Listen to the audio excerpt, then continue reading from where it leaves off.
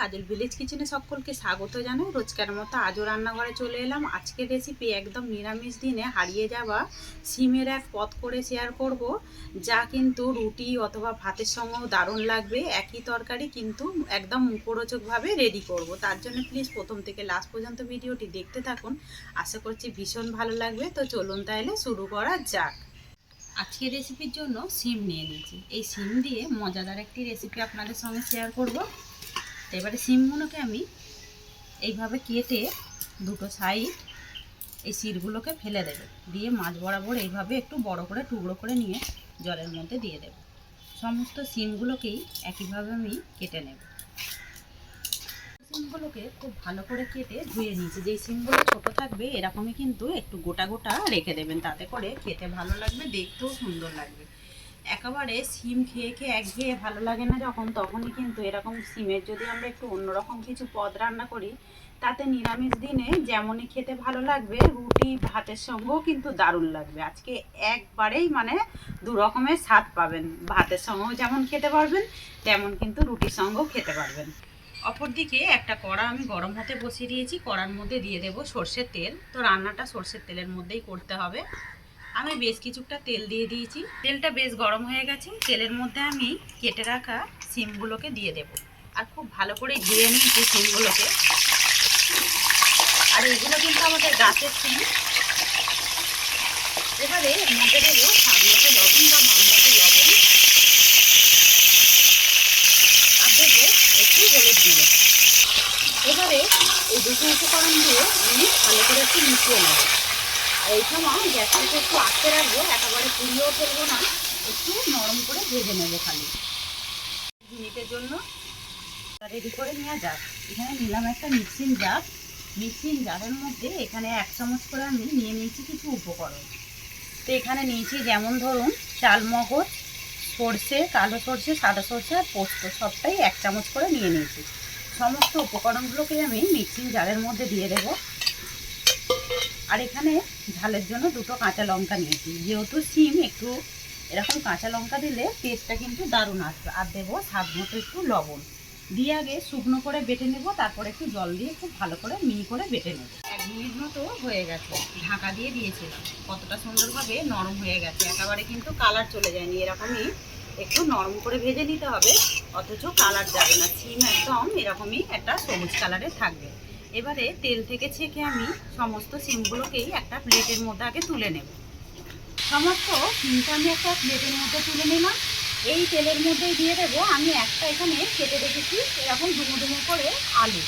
তো তোমরা চাইলে আলুটা বাদ দিয়েও রান্নাটা করতে পারো, কিন্তু একটু আলু দিলে খেতে ভালো লাগবে, তাই আমি একটু আলু দিয়ে দিলাম। একটা কেটে রাখা আলু ভালো করে ধুয়ে পরিষ্কার করে নিয়েছি, দিয়ে দিলাম আলু। আর এর মধ্যে দেবো স্বাদ মতো লবণ বা মান মতো লবণ, আর অল্প একটু হলুদ গুঁড়ো, সুন্দর একটা কালারের জন্য। এবার আমি গ্যাসটাকে একটু জোরে দিয়ে দেব, দিয়ে খুব ভালো করে আলুটাকে আমরা লাল লাল করে এবারে ভেজে নেব। ঢাকা চাপা দিয়ে ভাজবো, যাতে করে আলুটাও কিন্তু সিদ্ধ হয়ে যাবে আর ভাজাটাও কিন্তু দারুণ হবে। আর এই তরকারির মধ্যে কোনো রকম জল দেওয়া যাবে না। আলুটাকে বেশ সুন্দর করে আমি লাল লাল করে ভেজে নিয়েছি। আলু ভাজাটা ঠিক এইভাবেই ভেজে নিতে হবে, যাতে করে আলুটা সুন্দরভাবে সিদ্ধ হয়ে যায়। এত মোটা মোটা করে কেটেছি, কিন্তু আলু একেবারে ভাজা হয়ে গেছে। এবারে আলুগুলোকেও আমি তেল থেকে ছেঁকে একধারে সিমেরই থালাতে তুলে রাখবো। সমস্ত আলুগুলোকেও তেল থেকে ছেঁকে তুলে নিলাম। এই তেলের মধ্যে কিছু ফোড়ন দেব, যেমন দেবো আমি এখানে 5 ফোড়ন নিয়েছি। 5 ফোড়ন তোমরা চাইলে তোমাদের পছন্দ মতো ফোড়ন দিতে পারো, এখানে গোটা জিরে, কালা জিরে ফোড়ন দিতে পারো। এবারে ফোড়নটার মধ্যে একটা দিয়ে দেবো শুকনো লঙ্কা। ফোড়নটাকে একটু সুন্দর করে ভেজে নেব, যাতে মিষ্টি একটা দারুণভাবে গন্ধ আসে। ফোড়নটা এখানে সুন্দরভাবে ভাজা হয়ে গেছে। এর মধ্যে দিয়ে দেবো আমি গ্রেট করে নেওয়া আদা। দিয়ে দিলাম গ্রেট করে নেওয়া আদা। আদাটা দিয়ে একটুখানি ভেজে নেব। এরই মধ্যে দিয়ে দেবো 1 চামচ বেসন।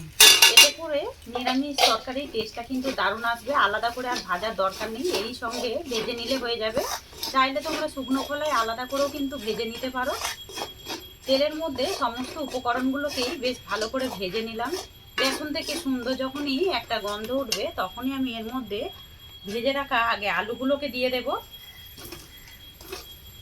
সিমটা এখন দেব না, যেহেতু একেবারে নরম, এখন দিলে কিন্তু একেবারে গলে যাবে।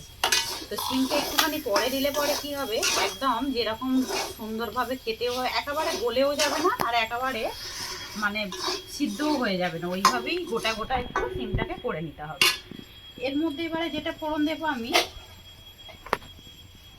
সুন্দর রঙের জন্য দেব হলুদের গুঁড়ো, দেব এখানে জিরে গুঁড়ো, আর এখানে দেব ধনে গুঁড়ো, দিয়ে দিলাম। সমস্ত উপকরণ দিয়ে মিশিয়ে নেব। এর মধ্যে আমি বলেছি কোনো রকম জল দেওয়া যাবে না, এটা কিন্তু বিনা জলেই এই তরকারিটা করতে হবে। এই ফাঁকে দিয়ে দেবো আমি বেশ কিছুটা মটরশুঁটি নিয়েছি, দিয়ে দেবো মটরশুঁটি, দিয়ে আবার আমি ভালো করে মিশিয়ে নেব। আর এই সময় গ্যাসটাকে একটু আস্তে রাখতে হবে, নাহলে কিন্তু সমস্ত উপকরণগুলো একেবারে পুড়ে যাবে। সমস্ত উপকরণ দিয়ে যখন মেশানো হয়ে যাবে, 1 মিনিট পরে ভেজে রাখা সিমগুলোকেও আমি এর মধ্যে দিয়ে দেবো। দিয়ে দিলাম ভেজে রাখা সিম আর স্বাদ মতো লবণ। লবণ কিন্তু আমরা আলু ভাজার সময় দিয়েছিলাম আর সিম ভাজার সময়ও দিয়েছিলাম। এবারে দিয়ে দিলাম মাপ মতো বা স্বাদ মতো লবণ, দিয়ে আবারও আমি খুব ভালো করে মিশিয়ে নেব। আজকের রেসিপি আপনাদের কীরকম লাগবে অতি অবশ্যই কমেন্ট করে জানাবেন। যেমনই বলেছি ভাতের সঙ্গে দারুণ লাগবে, তেমন কিন্তু রুটি পরোটার সঙ্গে এরকম একটা ভাজা ভাজা তরকারি খেতে ভীষণই ভালো লাগবে। আমি 1 মিনিট মতো ঢাকা দিয়ে দিয়েছিলাম, যাতে করে সমস্ত সবজিগুলো আরও নরম হয়ে যায়। আর এ থেকে কিন্তু জল ছাড়তে শুরু করবো, যেহেতু আমি লবণ দিয়েছি।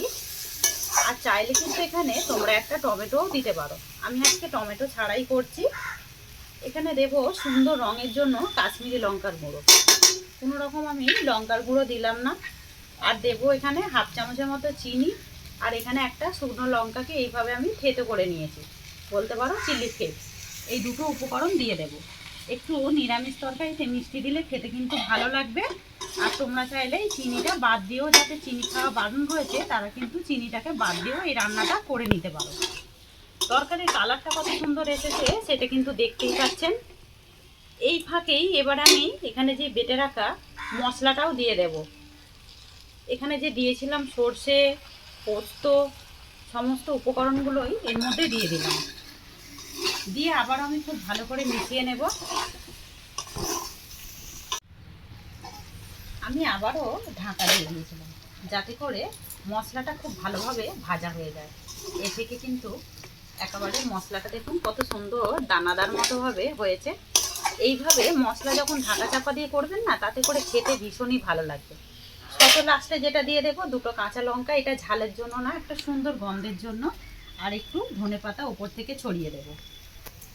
দিয়ে আবার আমি খুব ভালো করে মিশিয়ে নেব। আর এই ফাঁকে দিয়ে দেব 1 চামচের মতো সর্ষের তেল। 1 চামচের মতো দিয়ে দিলাম সর্ষের তেল। সমস্ত উপকরণ দিয়ে দিলাম। আর এর মধ্যে চিনিটা একটু দেবার চেষ্টা করবে, তাহলে কিন্তু ভীষণ খেতে ভালো লাগবে। একটু মিষ্টি মিষ্টি ঝাল ঝাল হলেই খেতে ভালো লাগবে। আবার আমি এটাকে 1 মিনিট মতো ঢাকা দিয়ে দেবো। একেবারে রেডি হয়ে যাবে আমাদের সিমের এক নতুন রেসিপি। ঢাকা চাপা দিয়ে 1 মিনিট মতো রান্না করে নিলাম। আর কতটা সুন্দর একটা গন্ধও ছেড়েছে, দারুণভাবে কিন্তু তেলও ছেড়ে গেছে। একদম নতুন এক পদ, এটা খেতে ভীষণই মজাদার হবে। এবারে আমি প্লেটের মধ্যে নামিয়ে নেব।